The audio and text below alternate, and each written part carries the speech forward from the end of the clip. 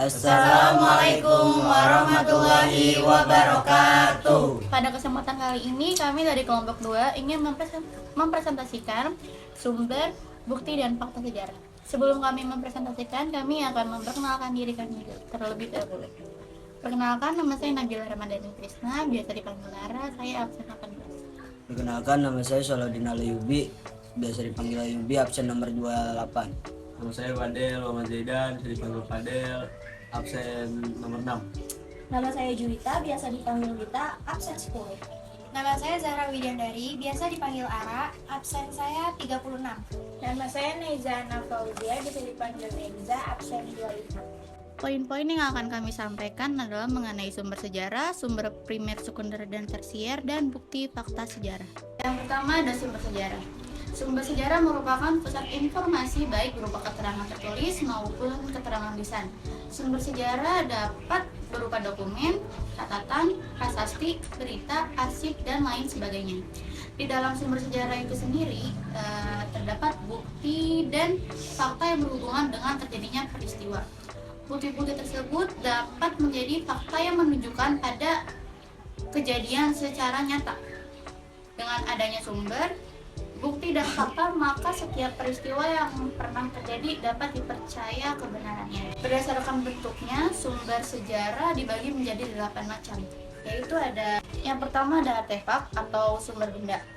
Artefak atau artifak merupakan benda arkeologi atau peninggalan benda-benda bersejarah, yaitu semua benda yang dibuat atau dimodifikasi oleh manusia yang dapat dipindahkan. Contoh artefak adalah alat-alat batu, logam dan tulang, gerabah, prasasti, lempeng, dan kertas, senjata-senjata logam atau anak panah, mata panah, dan lain-lain, serta tanduk binatang. Artefak juga mempunyai kelebihan, yaitu artefak masih banyak dijumpai di beberapa tempat seperti museum dan beberapa tempat lainnya. Oleh karena itu, artefak dapat digali informasinya. Artefak juga memiliki kelemahan, kelemahan dari artefak yaitu beberapa dari artefak sudah tidak utuh lagi dan rentan akan kerusakan. Oleh karena itu, artefak harus diperlakukan dengan cara-cara tertentu agar tidak rusak. Yang kedua ada fosil. Fosil adalah sisa-sisa atau bekas-bekas makhluk hidup yang menjadi batu atau mineral. Untuk menjadi fosil, sisa-sisa hewan atau tanaman ini harus segera tertutup sedimen. Fosil yang paling umum adalah kerangka yang tersisa seperti cangkang, gigi, dan tulang.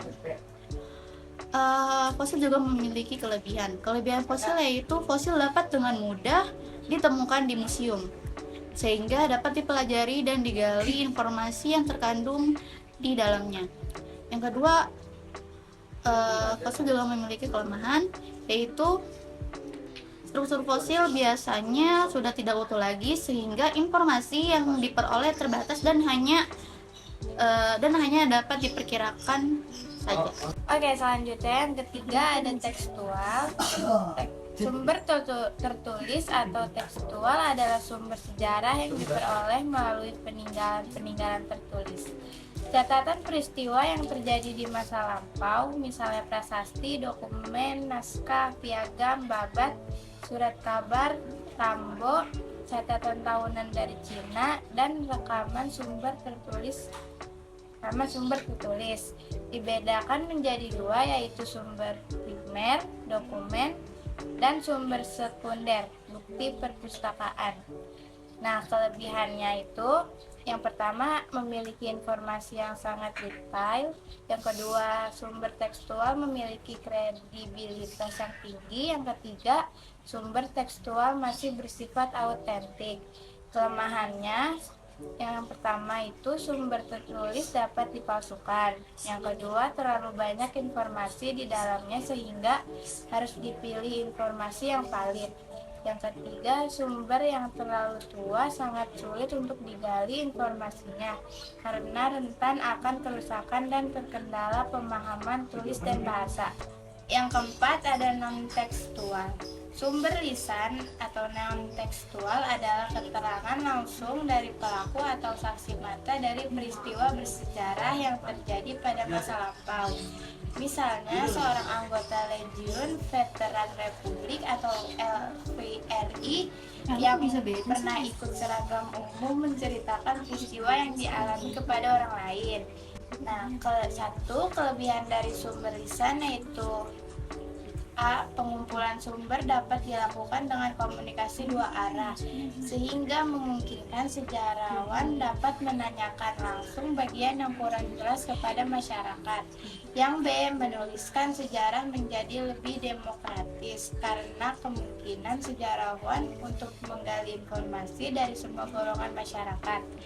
Yang C. Sumber lisan dapat dijadikan bahan pelengkap dari kekurangan data atau informasi yang belum termuat dalam sumber tertulis.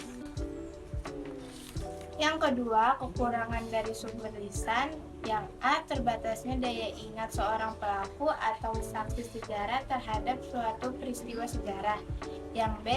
Subjektivitasnya dalam penulisan sejarah sangat tinggi. Terkadang pengakuan dari seorang saksi atau seorang pelaku sejarah itu cenderung membesar peranannya dan menutupi kekurangannya dalam proses wawancara. Selain itu, subjektivitasnya juga terjadi karena sudut pandang dari masing-masing pelaku dan saksi sejarah terhadap suatu peristiwa seringkali berbeda. Yang kelima ada kebendaan. Sumber benda adalah sumber sejarah yang diperoleh dari peninggalan benda-benda kebudayaan. Misalnya alat-alat atau benda budaya seperti kapak, gerabah, perhiasan, manik-manik, candi, dan patung. Yang pertama ada kelebihan, yaitu sumber benda dapat dengan mudah kita jumpai dan dapat dengan mudah digali informasinya. Yang kedua ada kelemahan, yaitu karena benda banyak informasi yang tersirat, sehingga dibutuhkan keahlian tertentu untuk menggali informasinya. Yang keenam ada visual. Sumber visual adalah suatu sumber yang berbentuk, terwujud yang dapat menjelaskan suatu peristiwa. Misalnya prasasti, bangunan megalitik, patung, dan naskah kuno. Yang pertama adalah kelebihan sumber visual. A. Sumber visual selalu bersifat nyata atau absolut, bisa dipegang dan bisa juga dilihat. Yang ke B, ada isi informasi di dalam sumber itu jelas atau objektivitasnya tinggi. Yang kedua ada kelemahan sumber visual. Beberapa benda sudah rusak sehingga data yang ada tidak ada lengkap. Yang ke B ada mudah rusak karena termakan zaman. Yang ketujuh ada audiovisual. Audiovisual merujuk kepada penggunaan komponen suara atau audio dan komponen gambar atau visual yang dibutuhkan beberapa peralatan untuk menyediakan hal ini. Film dan program televisi adalah beberapa contoh dari penyajian audiovisual ini. Dari audiovisual ini juga memiliki kelebihan, yaitu data yang diperoleh cukup lengkap dan dapat dengan mudah diinterpretasi oleh sejarawan. Audiovisual ini juga memiliki kelemahan, yaitu dibutuhkan peralatan tertentu untuk menggali data yang ada, terutama sumber-sumber tua, seperti rekaman film di era penjajahan dan proklamasi kemerdekaan. Yang kedelapan ada tradisi lisan. Tradisi lisan, budaya lisan, atau adat lisan memiliki pesan atau kesaksian yang disampaikan secara turun-temurun dari generasi ke generasi berikutnya. Pesan atau kesaksian itu disampaikan melalui ucapan pidato, nyanyian, dan dapat berbentuk pantun, cerita rakyat, nasihat, balada, atau lagu. Pada cara itu, maka mungkinlah suatu masyarakat dapat menyampaikan sejarah lisan, sastra lisan, hukum lisan, dan pengetahuan lainnya ke generasi penerusnya, tanpa melibatkan bahasa tulisan. Tradisi lisan ini juga memiliki kelebihan, yaitu tradisi lisan mudah diperoleh di sekitar kita karena merupakan tradisi yang turun-temurun di masyarakat. Tradisi lisan ini juga memiliki kelemahan, yaitu tradisi lisan yang diwariskan terkadang telah ditambahkan ataupun dikurangi informasinya. Hal ini dikarenakan karena tradisi lisan hanya diwariskan secara lisan dan pemahaman setiap orang berbeda-beda. Oleh karena itu, informasi yang ada telah berubah. Yang kedua, sumber primer, sekunder, dan tersier. Sumber primer adalah sumber sejarah yang berasal dari kesaksian seorang dengan mata kepala sendiri atau dengan panca indera lain dengan alat mekanis. Nugroho Noto Susanto menjelaskan bahwa sumber primer adalah sumber-sumber yang diperoleh secara langsung oleh seseorang yang menyaksikan peristiwa itu dengan mata kepala sendiri. Sumber sekunder adalah sumber yang keterangannya diberikan oleh orang lain atau sumber lain yang dari siapapun yang bukan merupakan saksi pandangan mata. Sumber sekunder adalah sumber yang keterangannya diberikan oleh orang lain atau sumber lain, tetapi seseorang tidak menyaksikan secara langsung peristiwanya. Dengan kata lain, sumber sekunder adalah kesaksian dari siapapun yang bukan merupakan saksi mata. Mereka tidak hadir atau tidak menyaksikan kejadiannya dapat dikatakan sebagai sumber sekunder. Sumber tersier adalah sumber yang tertulis, ditulis oleh orang yang bukan saksi, bukan sejaman, dan ditulis jauh setelah peristiwa itu terjadi. Misalnya, tulisan di majalah atau buletin. Tulisan itu mungkin dalam tema-tema atau bagian tertentu. Yang ketiga ada bukti dan fakta sejarah. Bukti sejarah adalah keterangan-keterangan dan diperoleh dari jejak-jejak dan sumber-sumber sejarah. Fakta adalah hasil dari seleksi data yang terpilih. Bukti dan fakta sejarah dapat diketahui melalui penelusuran sumber primer tentang peristiwa yang dialami dan diuraikan oleh pelaku atau saksi sejarah. Bukti dan fakta sejarah dari sumber sejarah yang diuraikan oleh orang yang bukan pelaku atau saksi peristiwa. Setelah data sejarah baik dari sumber primer maupun sumber sekunder terseleksi dan menjadi suatu fakta sejarah, kemudian direkonstruksi sebagai dibedakan berdasarkan bentuk, yaitu sebagai berikut. Ya, A. Artefak. Artefak adalah sebuah benda baik secara keseluruhan atau sebagian merupakan hasil garapan manusia. Contohnya adalah candi, patung, dan fosil. Yang B. Fakta sosial. Fakta sosial adalah fakta sejarah yang berdimensi sosial sebagai hasil interaksi hubungan antar manusia. Contoh adalah pakaian adat, pakaian kebesaran raja, dan sebagainya. C. Fakta mental. Fakta mental adalah fakta yang sifatnya abstrak, misalnya keyakinan dan kepercayaan terhadap benda melambangkan nenek moyang dari benda-benda upacara. Presentasi dari kami, apabila ada kesalahan kata mohon dimaafkan. Billahi taufiq wal hidayah. Tenang.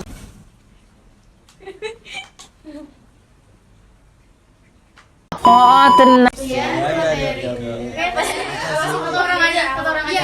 Tenang. Gua aja. Lo aja, gak.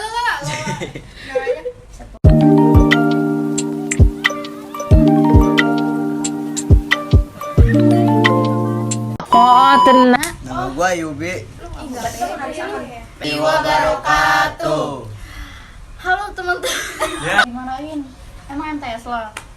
Sialan. Ini Gue duduk aja kali. kita dari mempresentasikan bahwa yang Nama saya Salahuddin.